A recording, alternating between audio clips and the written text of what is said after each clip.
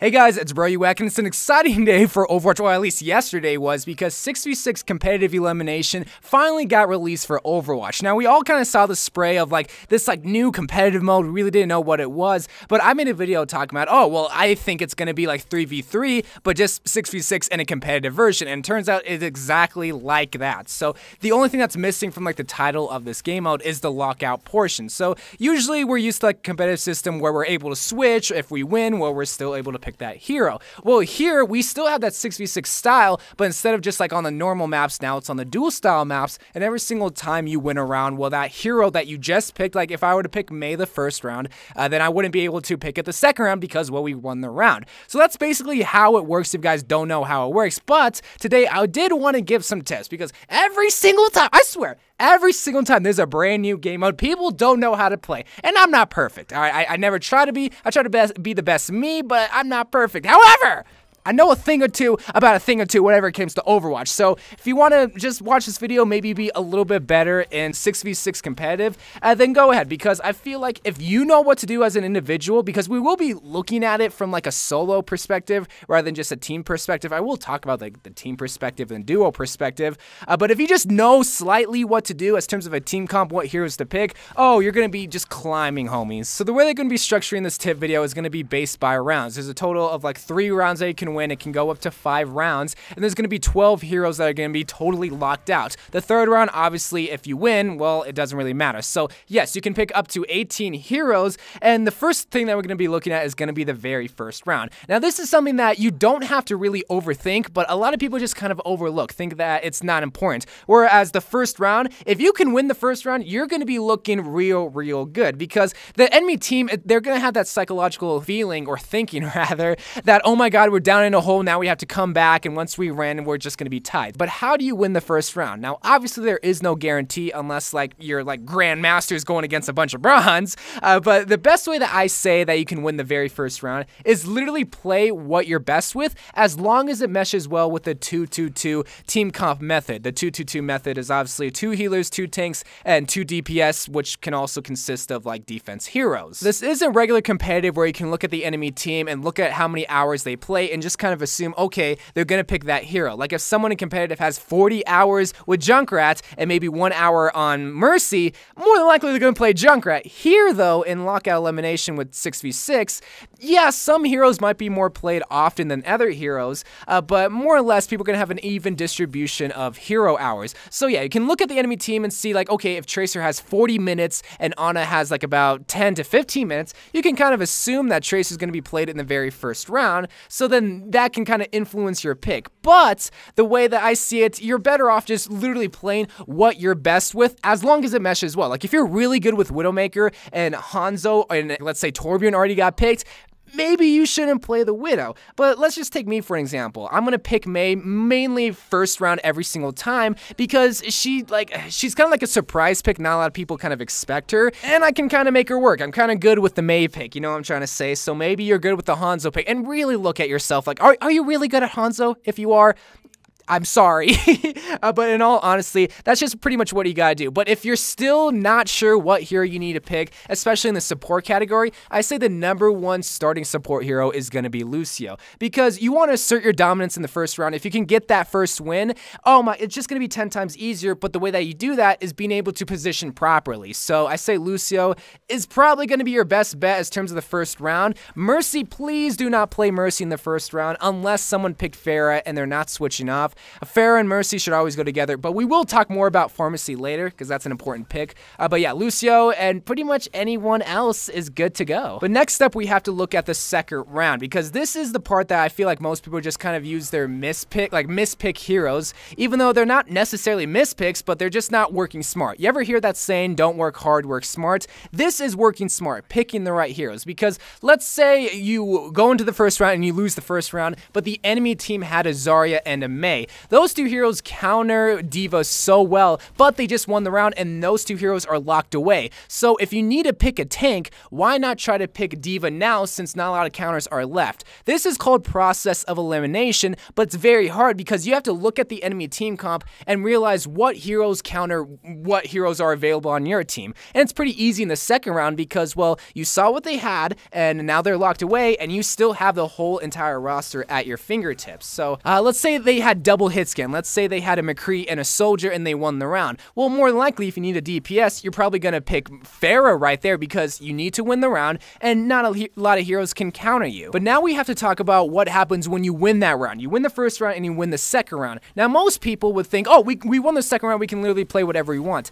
To an extent, yes, but remember, you're more limited to what you have on your team. So more than likely, even if you're running solo or with a team, most of the players on your team don't know how to play every single hero, so they're not really adapted to what they're probably picking. Whereas the enemy team, they're probably going to be playing heroes that they know how to play. So here's my theory whenever you win the round, the second round on 6v6 elimination. Just assume that they're going to be running the exact same team comp. Us as humans, we're very stubborn. We don't know when to quit when something's not working. That applies for literally anything. Now again, that's kind of foolish to say, but you don't know what the enemy team's going to run. You don't know what to predict. You don't know how to read minds, but you do know what they played last round. So it's safe to say, like, if you have Pharmacy still left, and this is where the Pharah and the Mercy pick is so crucial, and they have like a Junkrat and a Reaper and maybe like a Winston left, or well, obviously they do, then more than likely you're going to pick that Pharmacy rather than just playing like Doomfist and Genji. You know what I'm trying to say?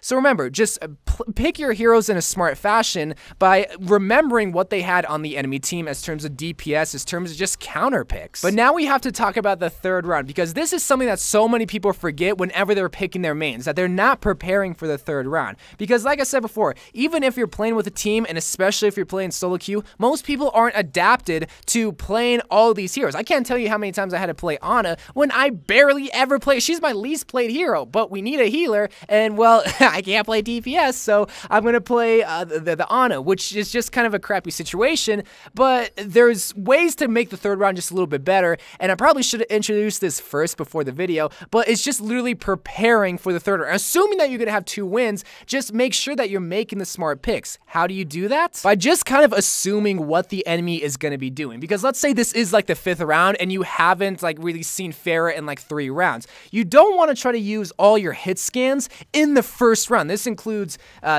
Soldier, this includes McCree, Bastion, even Widow. You don't want to have multiple hit scans, so this is where if you are a Soldier main, like as myself, and you see that Bastion was picked and even McCree, you're going to tell your team, or at least you're going to tell yourself, hey, I can't play Soldier, I got to play someone else in preparation for the third round. That's just what you have to think about. It's like, okay, when I'm picking this hero, is this going to help me in the third round? Is this hero going to be helpful? If that answer is yes, you probably don't want to pick that hero unless you need to win that round. Like if you're down 2-0, you got to play your mains, you got to do what you got to do, you got to run the Pharmacy, you got to run something that you're comfortable with, because there's no point in preparing for the third round if there's never going to be a third round. That's why, well, if you're down 2-0, start playing your mains. Once you make that comeback, well, you made it. Now it's the 5th round. Nobody's adapted to the heroes. Good luck. I'm not going to leave you hanging right there, but the way that I see the 5th round is you're going to pull out the cheese comps. This is the Pharmacy. This is the Bastion. This is, you know, stuff like that. But remember, it's just an all preparation for the 3rd/5th round.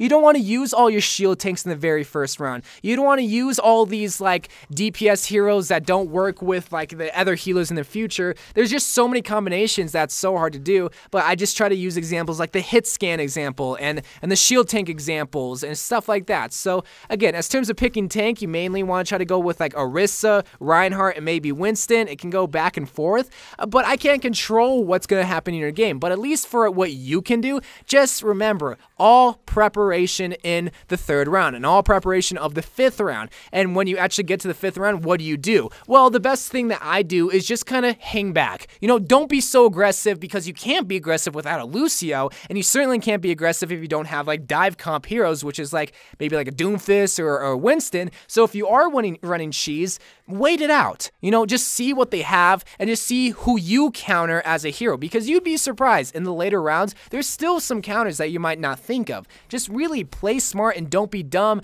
and don't go in there guns blazing thinking that you're gonna get a kill, because more than likely you're just gonna get focused and just die right there. And assuming that you win the 3rd round or the 5th round, you just go into the next game and repeat the same process. With my tip videos, I never try to give too complicated details and give you advice that when you're in game you're gonna forget. It's like because I gave you so much, because the way that I look at it, it's all based on rounds. What you do in the 1st round is probably gonna be the same thing that you do in the next round, but you have to remember it has to mesh well with the current team comp, because more than likely if you're not playing with a 6-man squad, it's gonna be a little bit random. But if you just can at least think of 3 heroes that you want to constantly play throughout 6v6, you'll be in a good position. And my 3 heroes that I play all the time in 6v6 is Mei, McCree, and Orisa, and even a little bit of Zenyatta. But those are the 3 heroes that I mainly play. Orisa because, well, shield tanks are so important in 6v6. McCree just because he counters so many heroes that you might not think of, like a Pharah, a Tracer, obvious ones, but even like a Roadhog, even like a Doomfist, a Genji, he's so powerful.